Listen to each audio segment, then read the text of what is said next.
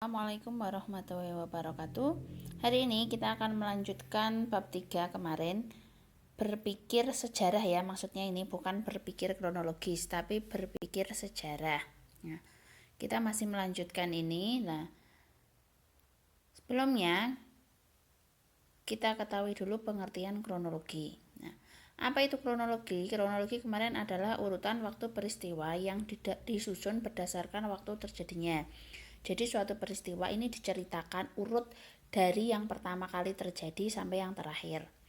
Menurut WJS Purwadarminta menjelaskan bahwa kronologi adalah ilmu pengukur berdasarkan kesatuan waktu dan urutan-urutan waktu dari sejumlah peristiwa tertentu.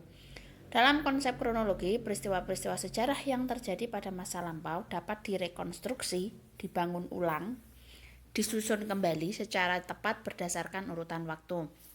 Kenapa sejarah harus disusun secara kronologi? Agar cerita yang disajikan atau ditampilkan itu sesuai atau berurutan. Selanjutnya, penerapan berpikir sejarah dalam pembelajaran sejarah. Penerapan berpikir sejarah secara diakronik dan sinkronik kemarin, ada yang masih ingat apa itu diakronik dan sinkronik?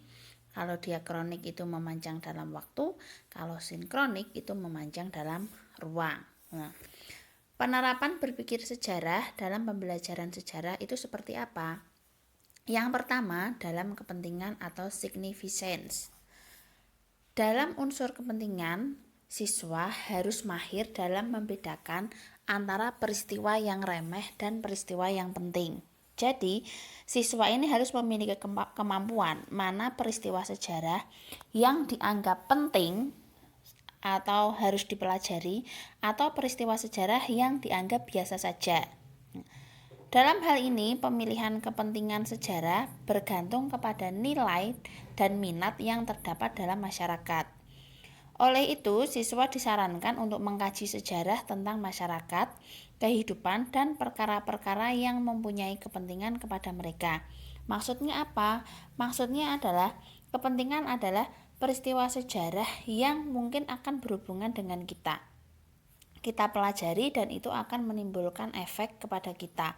Kepentingannya apa? Misalnya, ketika kita mempelajari tokoh-tokoh pahlawan, nah kita mengetahui perjuangan mereka. Lah ini misalnya kita bisa ikut meneladani misalnya lah, mengikuti atau mencontoh perbuatan-perbuatan yang telah mereka lakukan.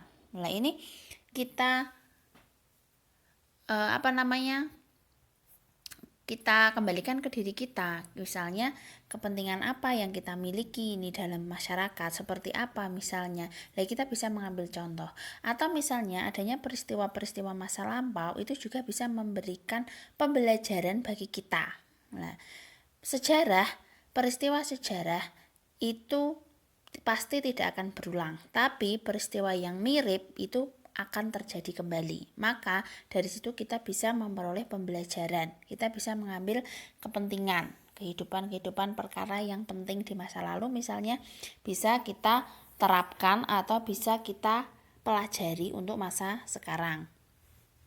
Yang kedua, ada epistemologi dalam bukti dan bukti. Epistemologi dan bukti ya. Epistemologi and evidence. Nah, epistemologi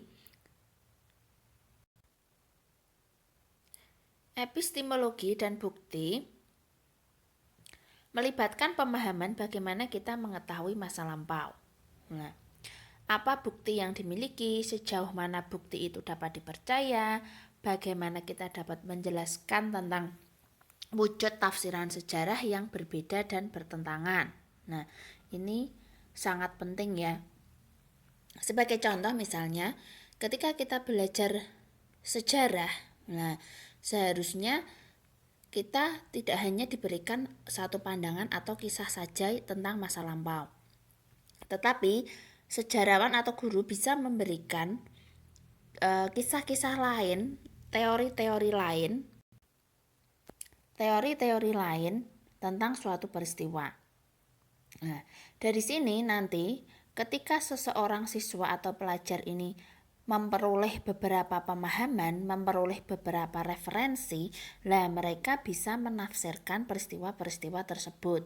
Misalnya kalau di sejarah Indonesia, misalnya kita belajar tentang teori-teori masuknya atau asal-usul nenek moyang bangsa Indonesia. Ada teori out of Africa, teori Yunan misalnya, lalu ada teori Taiwan misalnya. Nah, 3 teori itu kita pelajari lalu kita tafsirkan mana yang kira-kira misalnya cocok dengan asal-usul nenek moyang bangsa Indonesia. Nah, itu contoh penafsiran.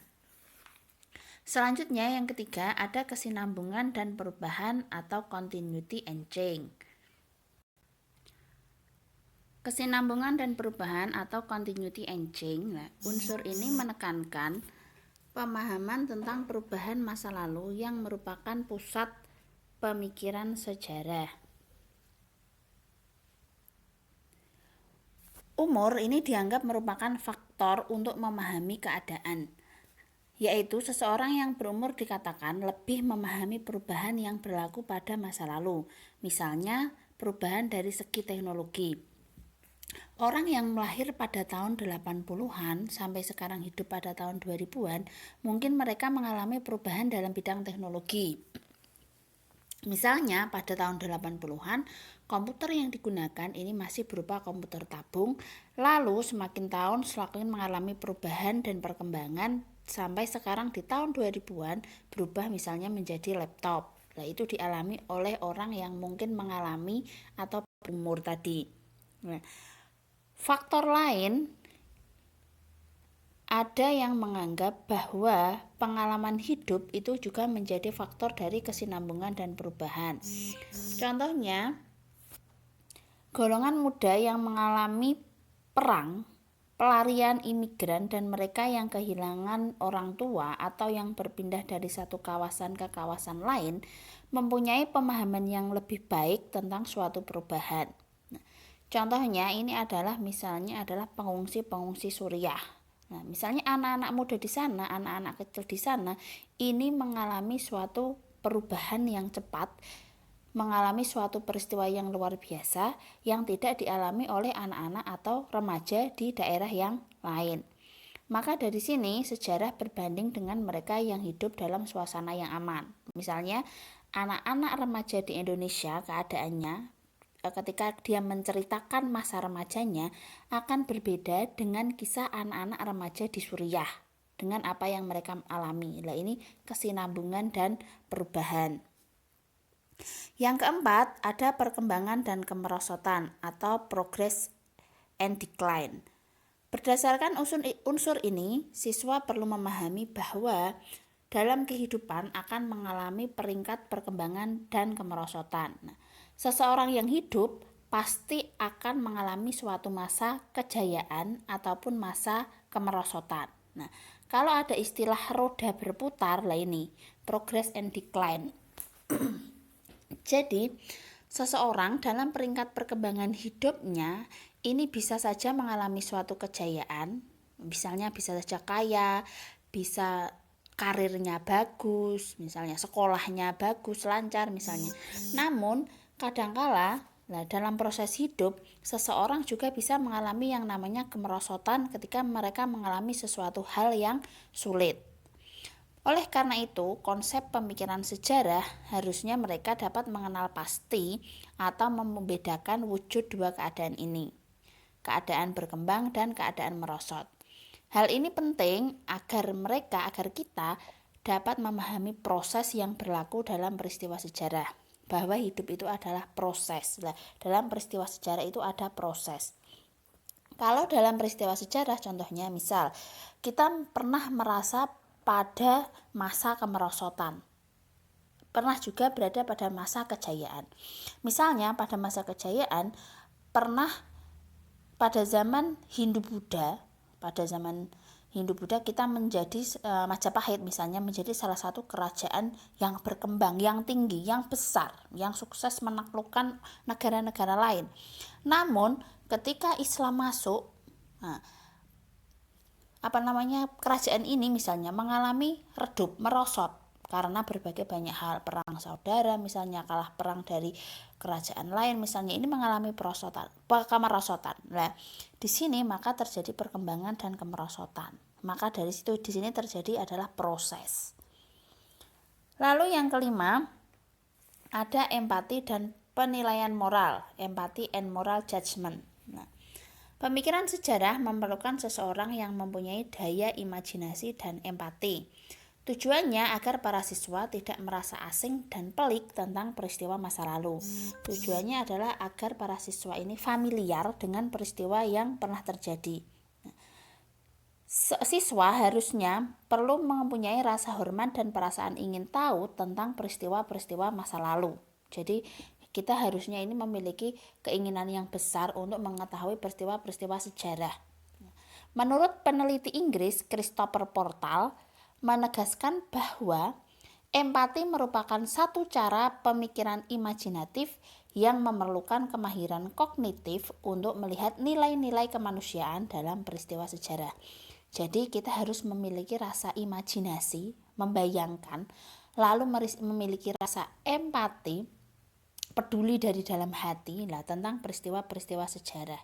Lah karena kita memiliki rasa empati dan menilai moral dari peristiwa-peristiwa masa lalu tersebut, nah maka kita bisa merasa ikut masuk ke dalam peristiwa tersebut karena kita bisa membayangkan, kita bisa merasakan emosinya, misalnya bagaimana misalnya dulu penjajahan ini berlangsung, bagaimana pahlawan-pahlawan kita berperang dalam menghadapi Belanda misalnya. Di sini ketika kita belajar, ketika kita ingin tahu, maka ini bisa menumbuhkan rasa empati dan penilaian moral terhadap diri kita. Lalu yang keenam, maaf ya di sini kurang satu. Yang keenam itu ada historical agency. Elemen terakhir pemikiran sejarah ini merujuk kepada bagaimana dan mengapa suatu perkara itu terjadi. Dalam elemen ini, pelajar atau siswa ditekankan supaya menghargai sejarah dan memahami bahwa tindakan rakyat pada masa lampau memberi kesan kepada rakyat pada masa kini. Jadi ada yang bisa kita ambil. Apa yang dilakukan oleh rakyat dulu, apa yang dilakukan orang dulu misalnya. Nah ini bisa memberikan kesan kepada kita, memberikan pengalaman. Selanjutnya dengan menyadari bahwa tindakan-tindakan yang dilakukan oleh mereka pada masa kini akan memberi kesan pada generasi yang akan datang. Lah maka kita yang hidup pada masa sekarang, lah ini kita harus memberikan kesan. Kita harus mengukir sejarah juga agar kita bisa memberi pengalaman dan kesan pada nanti generasi yang akan datang. Mempunyai pemikiran sejarah bukan saja memikirkan tentang masa lampau, tapi justru kita harus melihat diri sendiri sebagai penerus dari masa lampau dan sebagai pelaku di masa kini. Jadi kita ini juga pelaku sejarah. Maka saat ini kita sebagai pelaku, kita harus memberikan kesan agar nanti bisa diterima atau dipelajari oleh generasi yang akan datang.